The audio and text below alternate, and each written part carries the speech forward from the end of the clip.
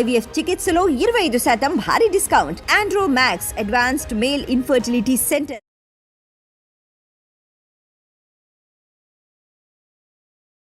నమస్తే, welcome to Suman TV. సాధారణంగా మనం మోకాల నొప్పులని కంప్లైంట్ చేయడం, ఆ మోకాల నొప్పులకి నీ రీప్లేస్మెంట్ సర్జరీస్ జరుగుతూ ఉండడం ఇవన్నీ మనకి తెలిసినవే. అయితే లిగమెంటైర్స్ అనేది, నీ లిగమెంటైర్ అనేది ఎందుకు జరుగుతుంటుంది, ఎవరిలో జరుగుతుంటుంది, దీనికి ఎటువంటి ట్రీట్మెంట్ అందుబాటులో ఉంది, ఈ విషయాన్ని తెలియజేసేందుకు మనతో పాటు ఉన్నారు ortho and robotic replacement surgeon doctor Arun Reddy గారు from Srikara hospital, Madinaguda. Hello sir. Hello అండి సార్, సో నీ లిగమెంటైర్స్ అనేది ఎవరిలో మనం ఎక్కువగా చూడొచ్చు అని అంటారు? యూజువల్గా నీ లిగమెంట్ అనేది ఎవరిలో అయినా చూడొచ్చు, అంటే డిపెండింగ్ ఆన్ ఏజ్ గ్రూప్. యూజువల్గా ఈ స్పోర్ట్స్ ఆడే వాళ్ళలో ఎక్కువగా చూస్తూ ఉంటాం. At the same time any kind of injury, అంటే ఏదైనా యాక్సిడెంట్ అయినా కానివ్వండి, స్పోర్ట్స్ ఇంజరీ కానివ్వండి, అన్నిట్లో కూడా మనకు లిగమెంట్ ఇష్యూస్ అనేవి కామన్గా చూస్తూ ఉంటాం. బేసికల్గా లిగమెంట్ అంటే ఏంటి అనేది ముందు తెలుసుకుందాం. అయితే మనకు ఇది నీ జాయింట్ మోడల్ తీసుకున్నట్టు అయితే ఇది బేసికల్గా ఇది థై బోన్ పైది, ఇది కింద మోకాల కింద లెగ్ బోన్. అలాగే ఇది ముందు చూసినట్టయితే ఇది మన నీ క్యాప్ అంటాం, దీన్ని మనం పటెల్లా బోన్ అంటాం. బేసికల్గా లిగమెంట్ అంటే ఏంటంటే మనకు ఈ రెండు బోన్స్ మధ్యలో ఈ అటాచింగ్ స్ట్రక్చర్ని మనం లిగమెంట్ అంటాం. ఓకే. అయితే మనకు జాయింట్లో చాలా లిగమెంట్స్ ఉంటాయి, కానీ బేసిక్గా 4 ఇంపార్టెంట్ లిగమెంట్స్. ఇది ఒకటి లోపల వైపు ఒక లిగమెంట్, దీన్ని మనం ఎంసీఎల్ అంటాం, మీడియల్ కొలాటరల్ లిగమెంట్ అంటాం. అట్ ద సేమ్ టైం దీని బయట వైపు ఉండేదాన్ని ఎల్సీఎల్ అంటాం, లాటరల్ కొలాటరల్ లిగమెంట్ అంటాం. జాయింట్ మధ్యలో మనకు 2 లిగమెంట్స్ ఉంటాయి, దీన్ని ముందు ఉండేదాన్ని ఏసీఎల్ లిగమెంట్ అంటాం, లేదా వెనకాల ఉండేదాన్ని పీసీఎల్ అంటాం, అంటే పోస్టీరియర్ క్రూషియేట్ లిగమెంట్. అవునండి. అయితే ఇది మనకు సాధారణంగా లిగమెంట్ ఇంజరీ వచ్చేది ఇది ఏసీఎల్ లిగమెంట్ అంటాం, యాంటీరియర్ క్రూషియేట్ లిగమెంట్ అంటాం. అయితే 2 బోన్స్ మధ్యలో మనకు ఒక షాక్ అబ్జర్బర్ లాగా ఇంకొక స్ట్రక్చర్ ఉంటుంది, దీన్ని మనం మెనిస్కస్ అంటాం. ఇదంతా టైట్ కార్టిలేజ్ మెటీరియల్తో తయారవుతుంది. ఇది మనకు జాయింట్ లోపల ఎక్కువ ప్రెషర్ బిల్డ్ అవ్వకుండా షాక్ అబ్జర్వర్ లాగా పనిచేస్తూ ఉంటుంది. అయితే మనకి ఎప్పుడైనా కూడా ఎనీ స్పోర్ట్స్ ఇంజరీ కానివ్వండి, లేకపోతే ఏదైనా యాక్సిడెంట్ కానివ్వండి, సింపుల్ ఒక్కసారి చిన్న ట్విస్టింగ్ ఇంజరీ కానివ్వండి, ఈ ఇంజరీస్ జరిగినప్పుడు ఏంటంటే గట్టిగా 2 బోన్స్ మధ్యలో గట్టిగా ట్విస్టింగ్ మోషన్లో ఐదర్ ఈ లిగమెంట్ అన్న డ్యామేజ్ అవ్వచ్చు, లేదు అంటే వీళ్ళు మధ్యలో జాయింట్ మధ్యలో మెనిస్కస్ అన్న డ్యామేజ్ అవ్వచ్చు, ఇంకా మనకు ఈ బోన్ కొసలో ఉండే కార్టిలేజ్ అనేది డ్యామేజ్ అవ్వచ్చు. ఈ అన్నిటి కారణాల వల్ల మనకు ఒకటి జాయింట్లో నొప్పి రావడం, రెండవది ఇన్స్టెబిలిటీ అంటే ఈ అన్ని లిగమెంట్స్ కలిసి మనకు 4 వైపుల నుండి కూడా జాయింట్కి పట్టునిస్తాయి, స్టెబిలిటీని ఇస్తాయి. ఈ లిగమెంట్స్ అన్ని ఇంజరీ అయినప్పుడు మనకు ఆ స్టెబిలిటీ అనేది కోల్పోతాం.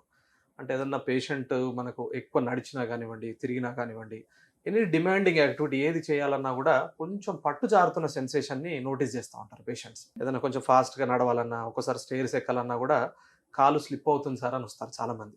అంటే ఇది చాలా మంది ఏంటంటే ఇక నడుస్తున్నాం కదా అని ఓవర్లుక్ చేస్తూ ఉంటారు. కాకపోతే ఇది ఏంటంటే వాళ్ళకి ఏంటి సెన్సేషన్ అనేది వాళ్ళకి తెలియదు, అక్కడ సెన్సేషన్ స్లిప్ అవుతున్న సెన్సేషన్ ఉంటుంది. అంటే ఫాస్ట్గా నడిచినప్పుడు నార్మల్ కాలు ఏంటంటే ఎప్పుడు స్లిప్ అవ్వదు, మనం ఫాస్ట్గా ఉరికినా కానీ ఏదైనా జంప్ చేసినా కానీ స్టేబుల్గా ఉంటుంది జాయింట్ అనేది. ఈ లిగమెంట్ డెఫిషియంట్ నీలో ఏంటంటే స్లిప్ అయిపోతుంది, గట్టిగా జంప్ చేసినప్పుడు కాలు స్లిప్ అయిపోయి కింద పడతా ఉంటారు. ఇటువంటి అవుతున్నప్పుడు ఏంటంటే చాలా మంది నడుస్తున్నాం కదా అన్నట్టుగా ఓవర్లుక్ చేస్తారు. కాకపోతే ఇది ఏంటంటే సైలెంట్గా డ్యామేజ్ జరుగుతూ ఉంటుంది లోపల, ఆ స్లిప్ అవ్వడం, సైలెంట్గా జాయింట్ కదులుతుండడం వల్ల ఈ మిగతా లిగమెంట్స్, మిగతా స్ట్రక్చర్స్ మీద ప్రెషర్ ఎక్కువైపోయి ఆ చిరగడం కానివ్వండి, ఆ లిగమెంట్స్ ఇంకా వేరే లిగమెంట్స్ డ్యామేజ్ ఎక్కువైపోతే ఆ నొప్పులు పర్మనెంట్ అయ్యే అవకాశాలు ఉంటాయి. అంటే ఎక్కువగా ఏదైనా దెబ్బ తగిలినప్పుడు మాత్రమే ఈ కండిషన్ చూడొచ్చు అని అంటారు. Most common cause is trauma, ఇంజరీని. కాకపోతే కొంచెం ఏజ్డ్ వచ్చిన వాళ్ళకి ఏంటంటే నార్మల్గానే ఈ టిష్యూ స్ట్రక్చర్లో కొంచెం క్వాలిటీ తగ్గడం వల్ల, దానివల్ల కూడా మనకు చిన్న దెబ్బలతో కూడా మనకు డ్యామేజ్ అనేది చూస్తూ ఉంటాం. సో సిమ్టమ్స్ విషయానికి వచ్చేటప్పటికి కేవలం వాళ్ళు పట్టు కోల్పోవటం, సో పడిపోవటం, సో అవి మాత్రమే కనిపిస్తూ ఉంటాయి. అంటే యూజువల్ కామన్ సిమ్టమ్ ఫస్ట్ సర్వసాధారణంగా వచ్చేది పెయిన్ పెయిన్ ఎలాగైనా ఉండేది. దాంతో పాటు పెయిన్ అసోసియేటెడ్ తో పాటు మనకు ఈ పట్టు జారడం, ఒక్కొక్కసారి మెనిస్కస్ టియర్స్ అయిన వాళ్ళకి ఏంటంటే కాలు సాధారణంగా పెయిన్ వచ్చేటప్పుడు ఎవరైనా ఏమనుకుంటారు, జనరల్ మోకాలు నొప్పుల్లాగే అనుకుంటారు కదా. సో నాకు పెయిన్ వస్తుంది, మోకాలు నొప్పి వస్తుంది, సో ఏమైనా జాయింట్స్ అరిగిపోయి ఉంటాయి, లైక్ ఇలానే అనుకుంటూ ఉంటారు. దీంట్లో ఎలాంటి పెయిన్ ఉండొచ్చు అని అంటే అదే అండి, మనకు కామన్ గా వచ్చేసి ఇప్పుడు అరుగుదల వల్ల వచ్చే నొప్పులు యూజువల్ కింద కూర్చొని లేవడం కానీ, మెట్లు ఎక్కడం దిగడం అని కానీ దీంట్లో నొప్పులు చూస్తూ ఉంటాం.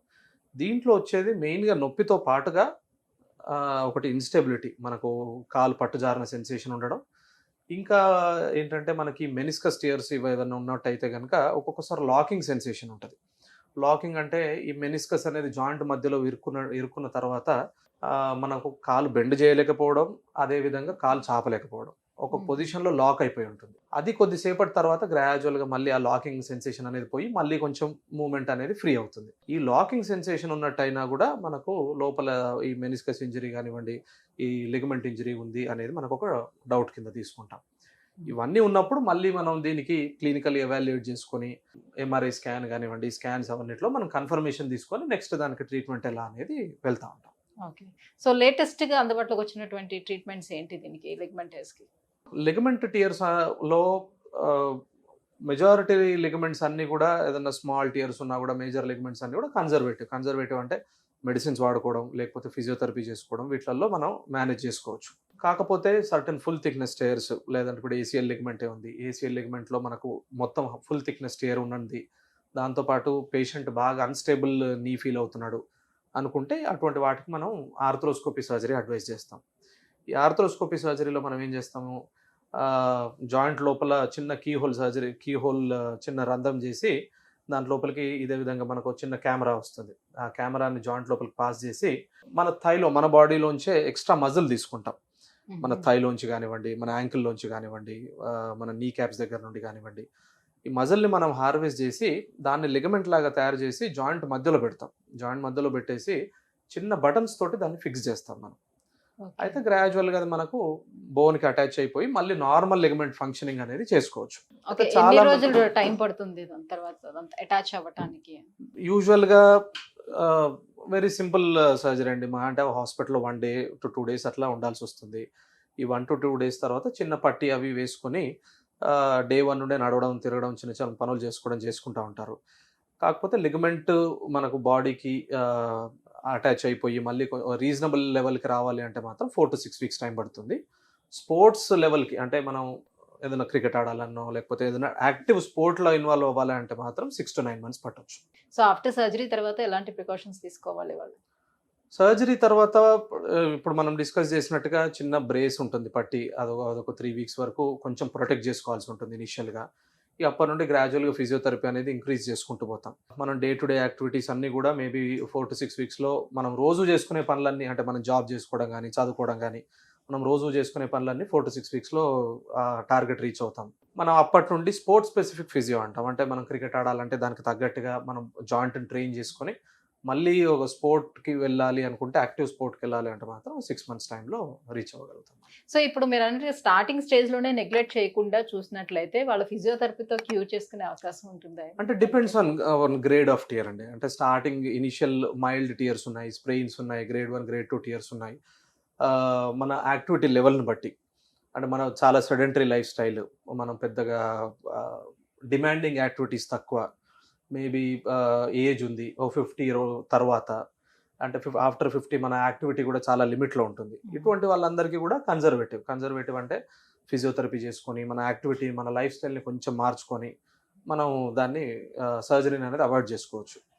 But at the same time ఒక యాక్టివ్ ఇండివిజువల్ ఉన్నాడు, ఈజ్ ఇన్ టు స్పోర్ట్స్, మంచి స్పోర్ట్స్ ఆడడం ఇష్టం, రోజు రెగ్యులర్ స్పోర్ట్స్ ఆడతారు, యాక్టివ్గా ఉంటారు, అటువంటి వాళ్ళకి మాత్రం ఇర్రెస్పెక్టివ్ ఆఫ్ ఏజ్ మనం సర్జరీ అడ్వైస్ చేస్తూ ఉంటాం.